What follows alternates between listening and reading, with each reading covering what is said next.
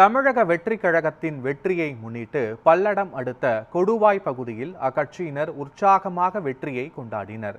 தமிழ்நாடு முழுவதும் தமிழக வெற்றிக் கழகம் அதிக வாக்குகளை பெற்று வெற்றி பெற்றதை தொடர்ந்து தாவேகாவினர் கொண்டாட்டத்தில் ஈடுபட்டு வருகின்றனர். இதன் ஒரு பகுதியாக திருப்பூர் மாவட்டம் பொங்கலூர் ஒன்றிய கழகத்தின் சார்பில் கொடுவாய் பேருந்து நிலைய பகுதியில் தாவேகாவினர் உற்சாக கொண்டாட்டத்தில் ஈடுபட்டனர்.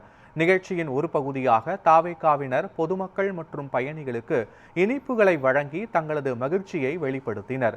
தொடர் மழையையும் பொருட்படுத்தாமல் கொட்டும் மழையில் வாத்தியங்கள் முழங்க தொண்டர்கள் உற்சாகமாக நடனமாடி வெற்றியை கொண்டாடினர்.